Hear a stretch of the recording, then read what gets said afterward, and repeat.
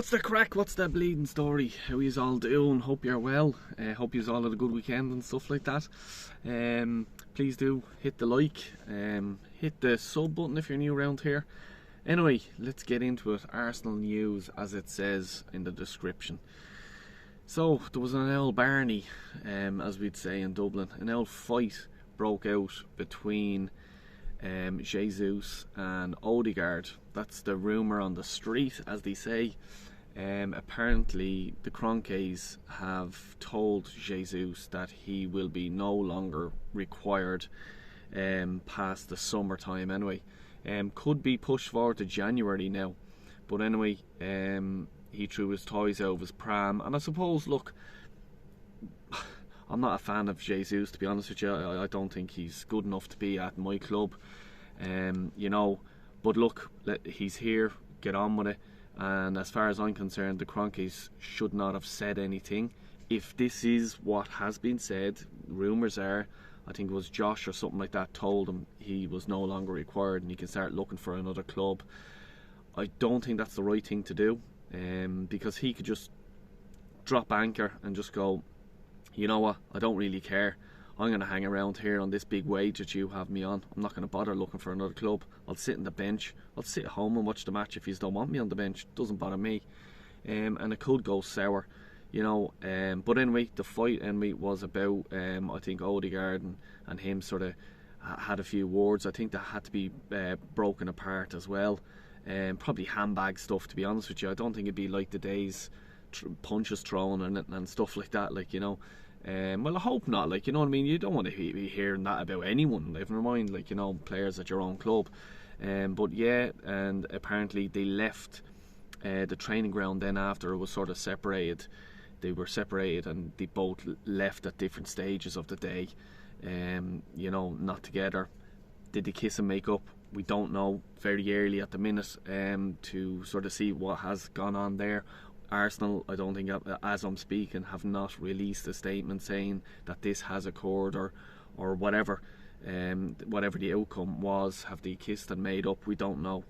But it'd be interesting to see, and it sort of does then sort of look, there must be a lot of tension in the club, if players are starting to argue with each other. Now look, it does happen in every club, and if you don't think it doesn't, you're fucking stupid, because tackles flying in, someone leaves a bit of meat and a bit of tackle, you know what I mean? You're only human as well. But it seems to be that a few things now have happened at Arsenal and the results haven't gone our way, and Edu leaving, and I just think there's something going on deeper. Will it come out? We don't know. Will Arsenal just try to brush it under the carpet and just move on and say nothing happened? And we will hear eventually. Could be a few years down the line what happened. Someone will write a book and whatever. But yeah, it's not looking good in the Arsenal dressing room at the minute. Also wanted to hit on Van Persie. Van Persie has said, he's come out and said, a return to coaching with Arsenal, that door is closed and it's down to the fans being sensitive.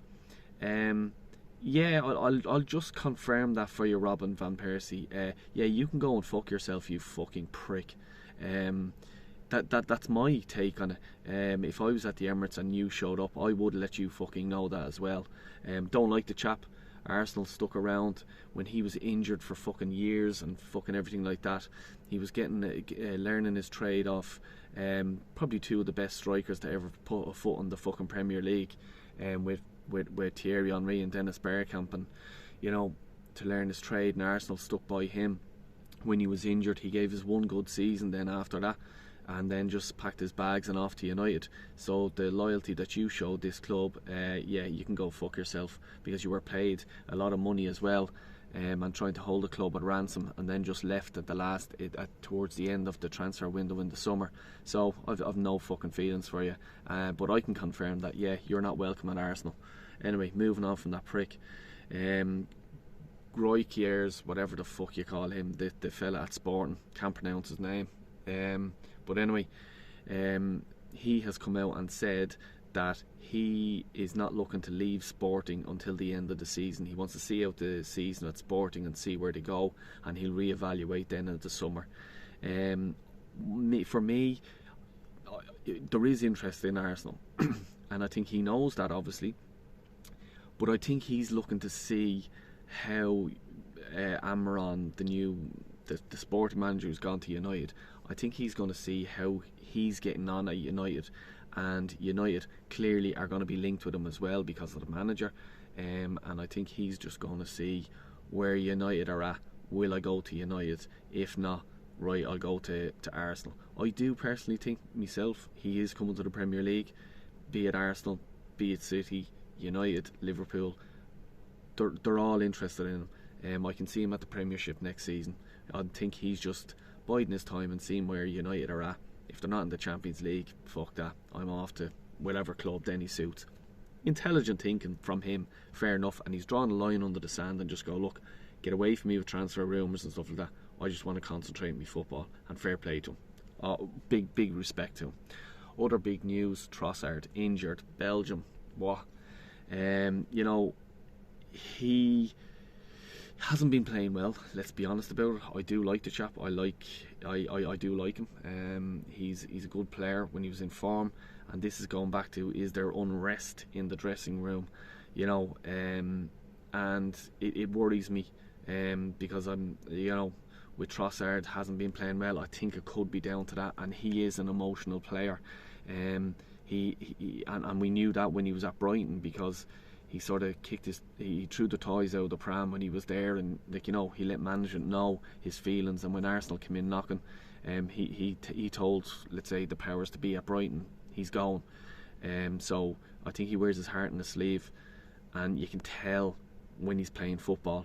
But anyway, he's injured now. Not sure how long he's going to be injured for, but he hobbled off last night, or was it during the weekend, whilst playing for Belgium.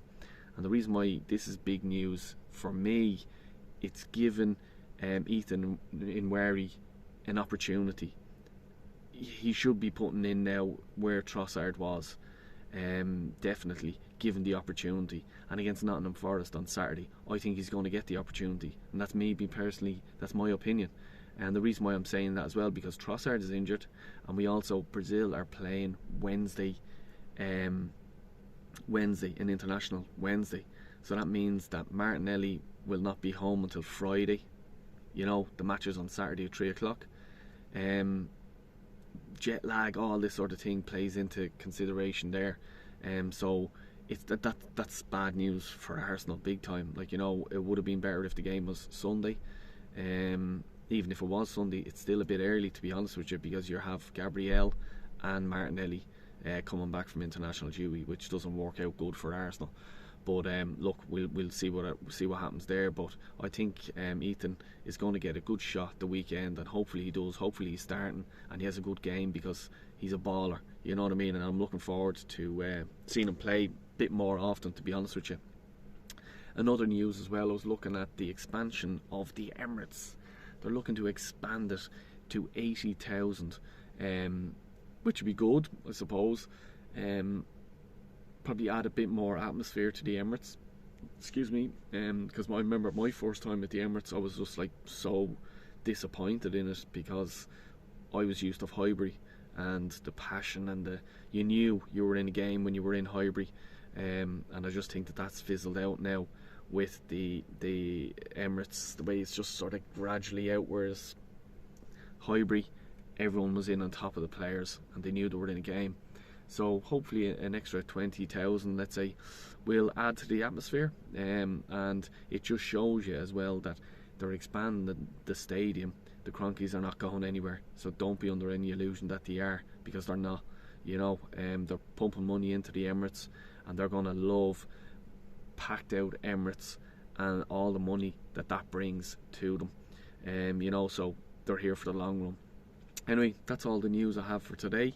I'll be doing another news tomorrow. Any updates on this as well, we will be I'll upload, so keep an eye out, hit the notification if you don't mind. As it says, hit the like button please, just get a bit of traction on the channel. And if you're new around here, hit the like or hit the subscribe button.